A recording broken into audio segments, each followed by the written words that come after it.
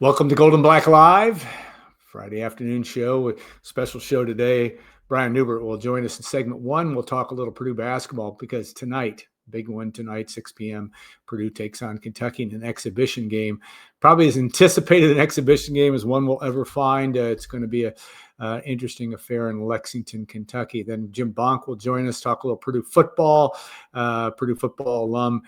Member of the Rose Bowl team from way back when, the first Rose Bowl team, and Jim's got to be interesting as well. And then Tom Dienhart will break down a little Purdue Rutgers as well. Thanks to our sponsors, Triple X on the hill, but on the level of Purdue tradition since 1929. And of course, our good friends Trent Johnson, State Farm agent Trent Johnson at trentismyagent.com. All right, going to bring in the man of the hour, Brian Newbert. And this obviously, with Purdue heading down to Kentucky, we're recording a day early, but tonight is the night, 6 p.m. Purdue will take on the Wildcats in Rupp Arena for the first time in almost your lifetime. I think they've been boarded back there when I was a senior or sophomore in college, 1979.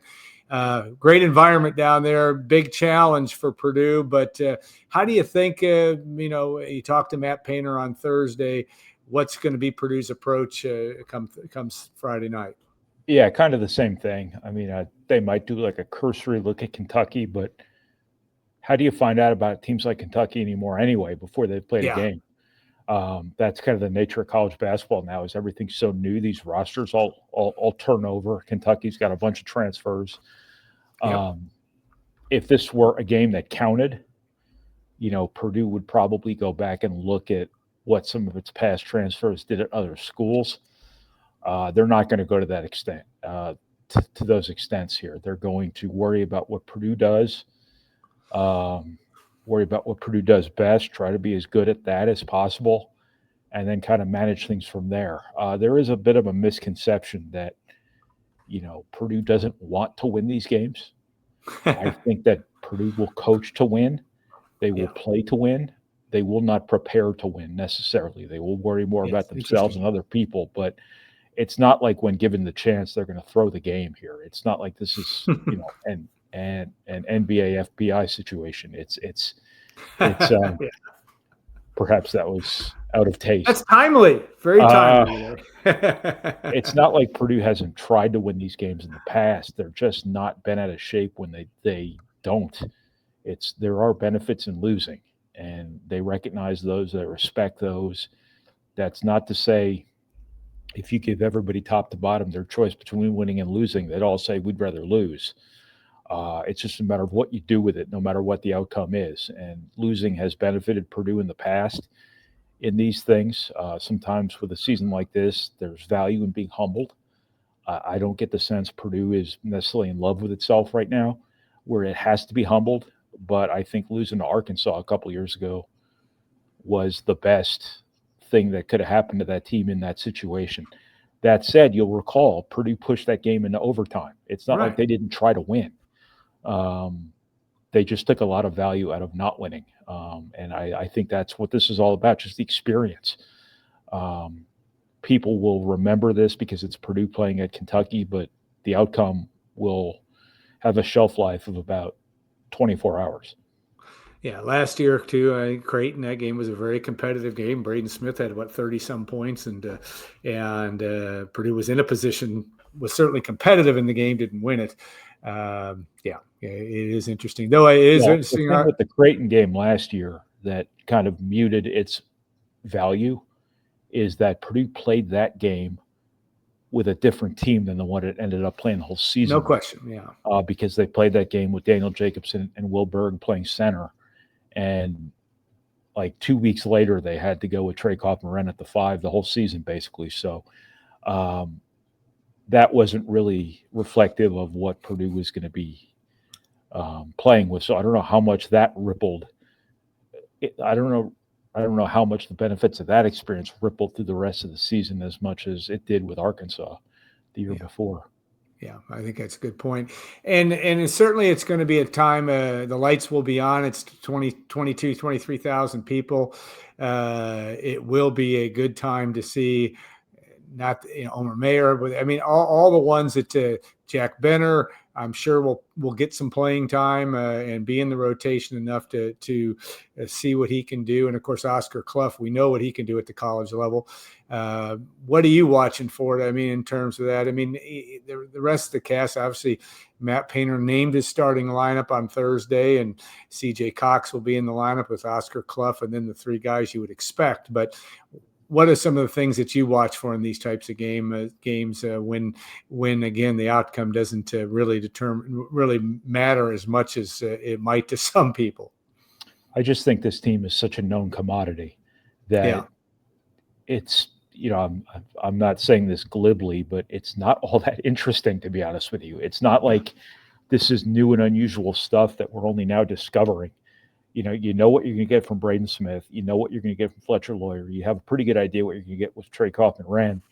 I think Oscar Clough, as far as newcomers go, is as known a commodity he is or probably is, because he's not like a guy who's going to have the ball in his hands a ton. He's a guy who's going to have to find his own productivity and is going to be perfectly cool, I think, just being that guy that just compliments everybody else and just, quote unquote, does his job. I think that CJ Cox and Jakari Harris, you know what you're getting from both of those guys. They've both been awesome, in the weeks leading up to the season. There's no wrong answer between those two.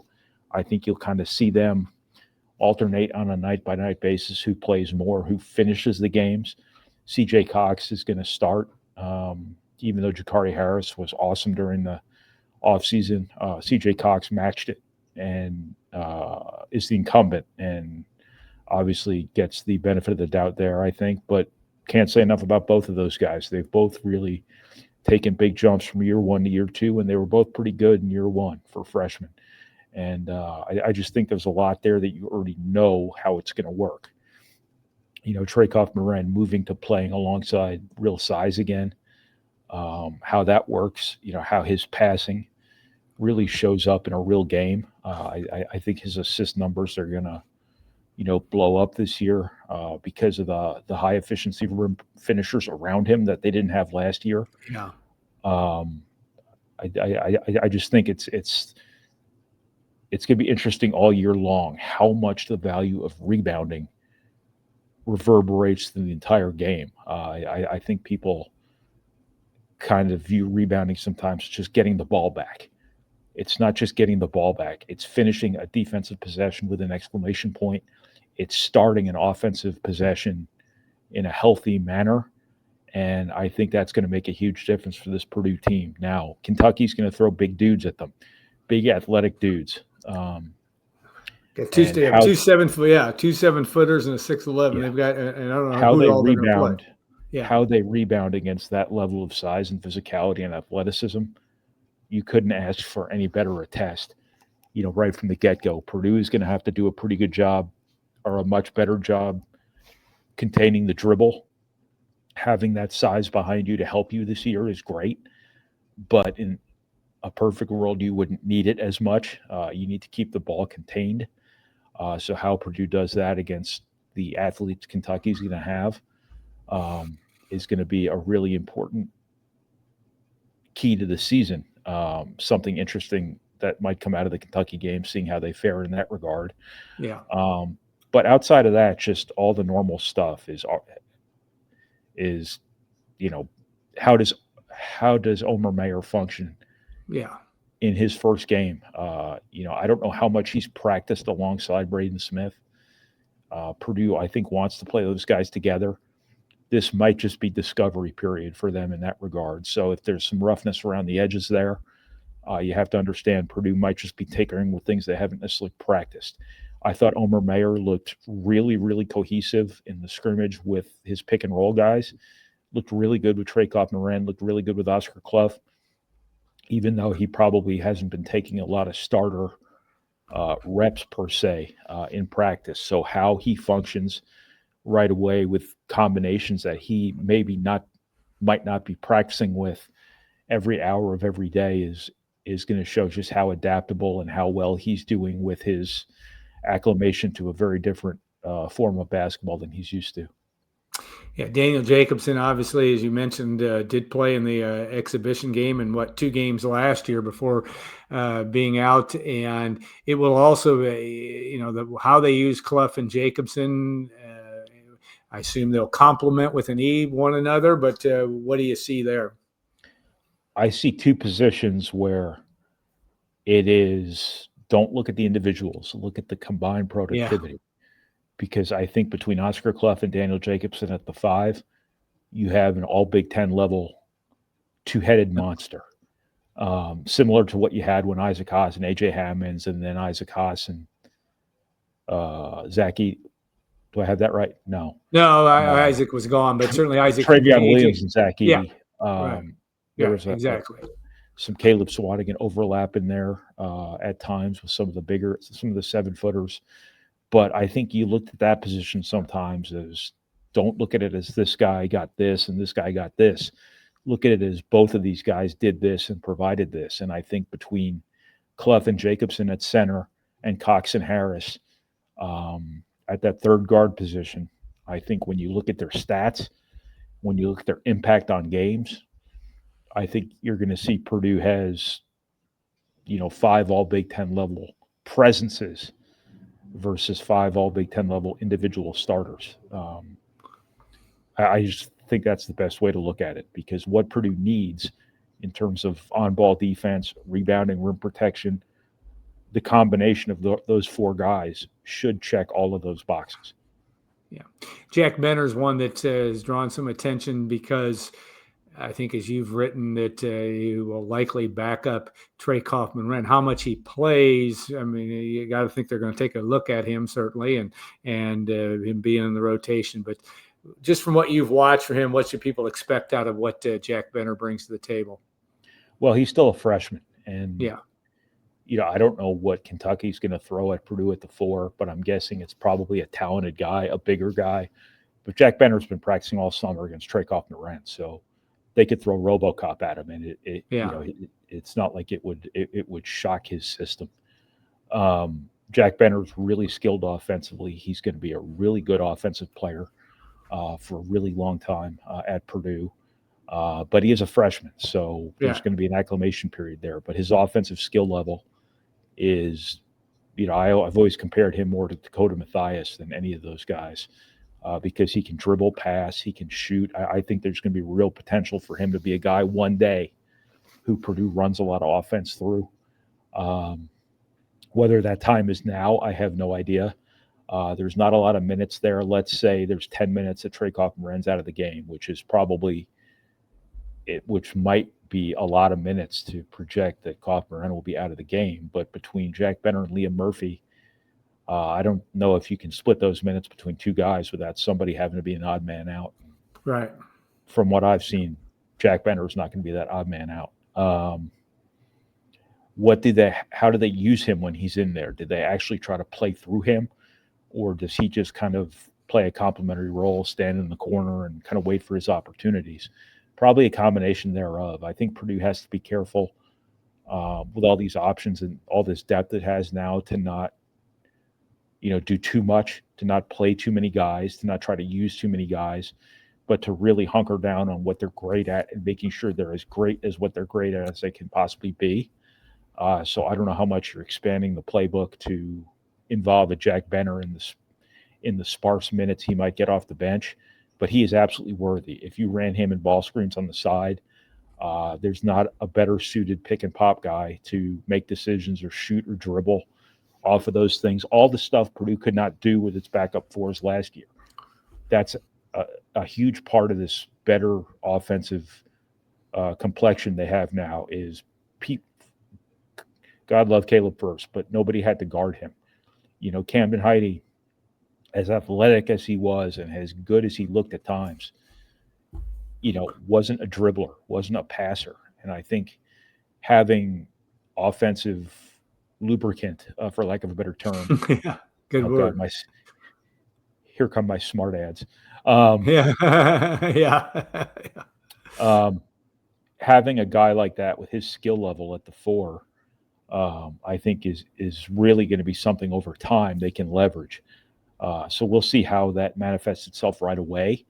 When he's in the game and Kaufman-Wren's out, you're still going to have Braden Smith out there. You're still going to have Fletcher Lawyer or some combination thereof out there. It's not like you desperately need to find somebody to run plays for or somebody to get shots up. So he might have to ease into things, but I think over time there's a chance Jack Benner ends up being a really, really important offensive player for Purdue for a very long time. And there's nothing that says that as Purdue keeps recruiting 4-men in the portal and in the high school ranks, there's nothing that says that Jack Benner can't be Purdue's guy for the next couple of years at the 4 if need be. Might have to play a little bit differently, but they've always been willing to do that. So I think he's going to be a more important player this year than probably people even realize. All right, one other piece of news on Thursday, somewhat expected, at least in my mind, and I think what you've been talking. Raleigh Burgess will redshirt, and a matter of note, does that also eliminate him from playing, even if he wants? Yeah, they can't. He can't play in exhibitions as a sophomore. In the NCAA's infinite wisdom, not only are the basketball redshirting rules different from football. Yeah. But you can't play as a sophomore or a junior or a senior at all in exhibitions and still redshirt, but you can as a freshman. So go figure that out. Yeah, it's crazy. But no, it was a layup that I think Raleigh Burgess was going to redshirt. He needs to be healthy for an extended period of time. He's not had that opportunity, since he was like a sophomore in high school. Remember, he broke his leg as a junior, cost him the majority of his junior year. It bled into his senior year, really affected him there. Got to Purdue. Once they got back from Washington and Oregon, these shin splints or whatever the injury actually was, I can't remember, started. And he kept saying he could play. Purdue kept saying he could play, but he just never did. So what does that tell you about how serious that was? He didn't leave the bench in the NCAA tournament or the postseason in general, I don't think. He had to play at Michigan after Trey Kaufman-Wren and First both fouled out. But if it wasn't him, it would have been Sam King. So they put Burgess out there. He played, but he didn't really play, and he was in an awful position there. So he just needs to be healthy, for a few months consecutively and see what he becomes. This was a no-brainer deal. I don't know where he would have played this year with what Purdue has at the 4 and 5. I think as Purdue, looks at the portal in the front court for next season, what's to say Raleigh Burgess isn't your guy? What's to say that you absolutely have to go get a center or you have to go get a more physical power forward? Maybe Raleigh Burgess is that guy. Maybe Raleigh Burgess is the center you need to go along with Daniel Jacobson.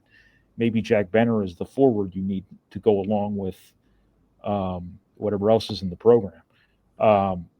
The harder decision here, and it's ultimately going to be up to the kid, is Antoine West, who, by every account, ever since he got to Purdue in June, has just done everything. He's just been really, really good. Now, they always say that in the summers. Yeah. This kid's awesome, that kid's awesome, but Purdue generally doesn't blow a lot of smoke. They really, really like him as an offensive player, as a defensive player, as a huge part of their future. But when you look at what CJ Cox and Jakari Harris did this summer, and when you look at how much they have experience, and when you look at how reliable you can reasonably expect them to be, you have Omer Mayer, who is on a schedule here. He has to play. He's your backup point guard. Fletcher Lawyer is going to eat 30 minutes a game, deservedly so to everybody who wants him to play less for some reason. You just have an absolutely stacked backcourt. So what you would have to do, what Antoine West would have to do to make it worth a quarter of his eligibility might not even be reasonable. I've always said that if a guy can help you win a game, it's worth it. Ryan Klein helped them win at Pitt his freshman year. Still, if you had to do it all over again, Ryan Klein would have redshirted. Having him as a fifth-year senior would have been a godsend for that team coming off that Elite Eight appearance. It wouldn't have mattered because the NCAA tournament got called off anyway. So I guess that's kind of off the table. But you don't want to look back in 5 years and say, man, if only Antoine West had redshirted, we would have had 4 great years out of him instead of 3. There are worlds here where Antoine West could redshirt this year and start next year, and then start the year after that, and start the year after that, and start the year after that. And it's just, you have to weigh the pros and cons, the risk and reward. And nobody's got a crystal ball. Nobody can say, here's how this is going to play out if you do this. This is how it's going to play out if you do this. So ultimately, it ends up being up to the kid. It was up to Raleigh Burgess last year. He decided he wanted to play. Didn't work out great, but now they're going to have a chance to redo it. You also run the risk, too, of can you really play 3 guys at a position? I always go back to this example that, years ago, Purdue was playing Dakota Mathias, Ryan Klein, and Kendall Stevens all at the same position. And none of them were great while they were all 3 playing. Kendall Stevens leaves the program mid-year or goes on hiatus and ultimately leaves the program. And suddenly Ryan Klein and Dakota Mathias take off. Well, that's an example of you were probably playing too many guys in too few minutes. And sometimes it doesn't help you. It works to the detriment of some of those guys to not be able to get into the flow of games, to not be able to get rhythms, to not have enough of an opportunity to show their value. And I think if you play 3 guys at the same position, it might not help CJ Cox, it might not help Jakari Harris, and it might not help Antoine West. So personally, I think it would be immense for the program if they could get him redshirted, but ultimately Matt Painter is going to leave it up to the player, and we'll see what he decides, what he wants to do. There's no wrong answer, I don't think, and no way to foresee how any of these scenarios would ultimately play out. All right, we'll watch for that and a lot more. Brian's coverage from Purdue, Kentucky, 6 p.m. Friday night. The Boilermakers travel down to Lexington, as will Brian, and we'll look forward to that as well. Safe travels, and we'll look forward to an entire year of your great coverage at goldenblack.com. All right, we will take a 2-minute break and come back. Jim Bonk will join us, Purdue football alumni. Then Tom Dienhart will finish up the show as we talk Purdue Rutgers, and we'll look forward to that as well. So stay tuned. We'll be back in 2 minutes on Golden Black Live.